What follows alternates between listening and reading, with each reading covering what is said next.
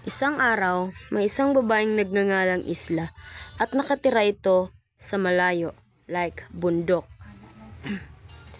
Pinapababa siya sa bundok ng kanyang ina para pumunta sa bayan. Pag baba niya at nakapunta na siya sa bayan, may nakilala siyang isang lalaki na gwapo at nangangalang Christoph. At itong si Christoph, napakagwapo nito, lahat ng babae na bibighali sa kanya.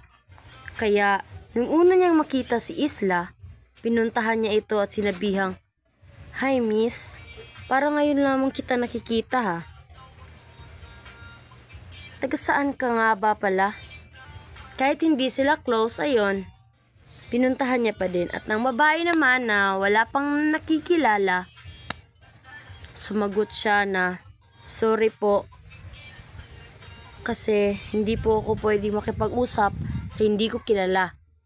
Pero nagtataka ako, bakit nga ba siya hindi makikipag-usap sa hindi niya kilala? Wala naman talaga siyang kakilala, di ba? Charis. At yun, nag-aano siya ng bahay, parang nagre-rent. Ano ba yan? Nag-aabang, ganyan. Tapos, at yung bahay na tinutuluyan niya ay kapit lang pala ng bahay ng lalaking si Christoph. At yun, kapag lumalabas siya, hinihintay siya parati ni Christoph. Sinasabihan siya, "Hi miss, bakit nga ba pala ayaw mong makipag-usap sa akin? Hindi naman ako masamang tao." Tapos, nakapag-isip ang lalaki, bakit nga ba wala ba siyang gusto sa akin? Bakit lahat ng babae gusto ako? Sabi nila pogi ako. Pero bakit siya parang wala lang? Ganyan. Tapos, pagkatapos nung sinabihan niya ang babae lumakad lamang, hindi nakinig. Tas ilang araw na naman, parati lang talagang umaano si Christoph sa kanya. Tas nung isang araw, paglabas ng babae, sinabihan na naman siya ni Christoph ng good morning.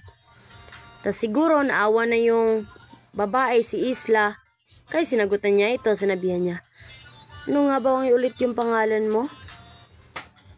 Napatawa ng malakas si Christoph kasi sa wakas, pinansin na din siya. Tapos, sinabi niya, "Ako pala si Christoph, Isla." Sabi ng babae. Pagkatapos nun, doon, nagiging close sila, ganyan.